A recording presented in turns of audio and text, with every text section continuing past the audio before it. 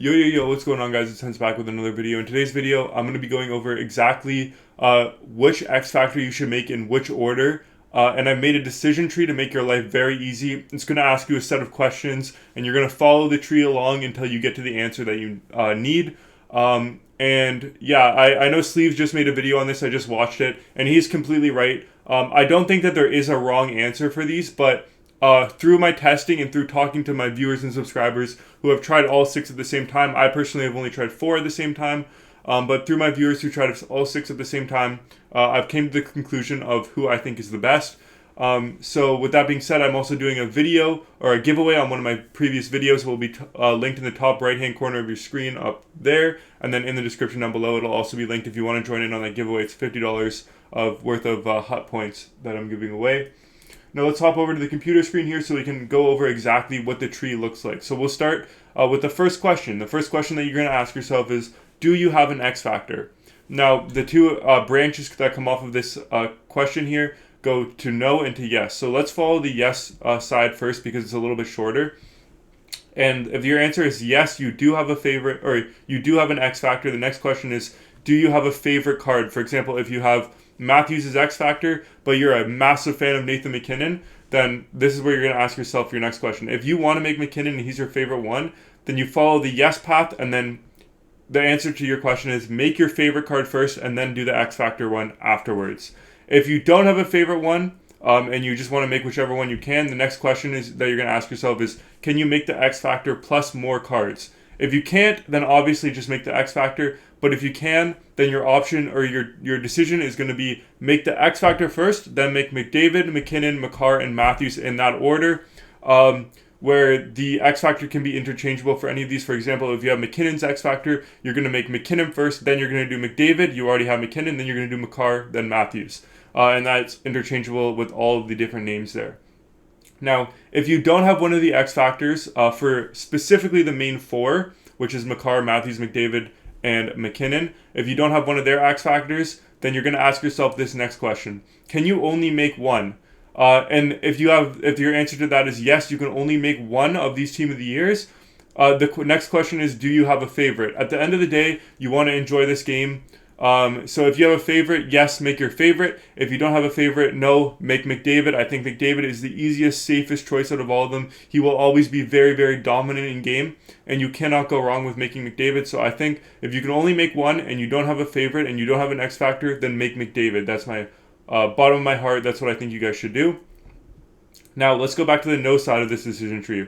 So if you can only make one, you can make more than one, which is why it says no here. The answer is, can you make two? Now, if you can only make two, you're going to go to the top of this tree here. If you can make more than two, 3 plus, then you're going to go to the bottom of the tree. Let's start with the bottom because it's a little bit shorter. Let's say you can make more than 2 X factors, so 3 or more.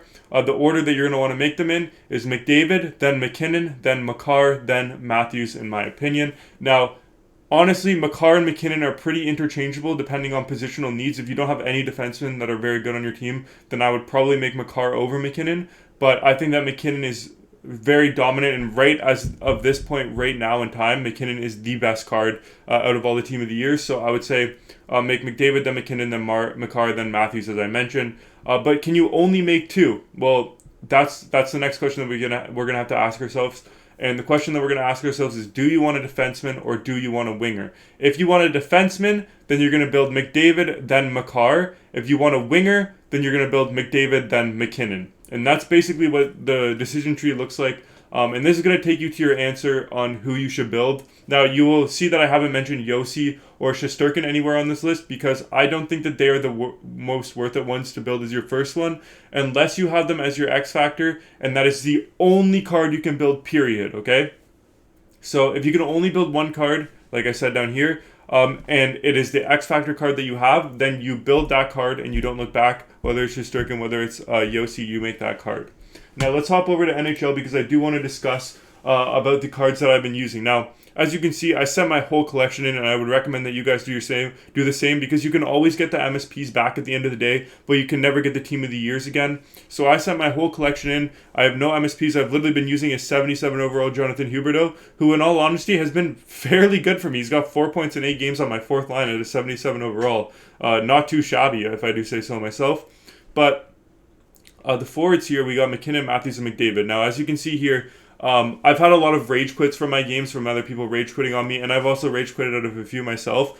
So the fact that these guys are still almost all a point per game is absolutely amazing to me. But the shocking thing is that McDavid is actually the lowest points per game for me. And the reason for that is because, honestly, I've just found McKinnon finishes everything. He finishes so many different shots. He's so good. Like, I usually hold on to the puck with McKinnon because he has unstoppable force and it's hard to get him off the puck. So I usually do my cycling mostly with McKinnon. And he usually, I shoot low for rebounds, far side, glove side, low for rebounds, which is usually a shot that doesn't go in all the time. And he just finishes them with close quarters on. So I do truthfully believe that this McKinnon card is the best one right now. And he's been my favorite one so far. So that's my just original initial opinion on it. Defensively, I'm playing Makar on his strong side right now. Although he does have 7 points in 10 games as a defenseman, which is absolutely phenomenal, with shutdown and truculence activated. Now, I was thinking of activating elite edges on him, but I don't even have elite edges on McDavid, so I'm not sure if it's worth it to activate it on Makar. But with that being said, this card is absolutely phenomenal. There's no way you can go wrong with any of these 4 cards that you make. They're all unbelievable cards, and I would just recommend making whichever one's your favorite and whichever one you think looks the best, and they're going to do wonders for you. So with that being said, thank you guys so much for watching, and I hope to see you guys in the next one. Bye, guys.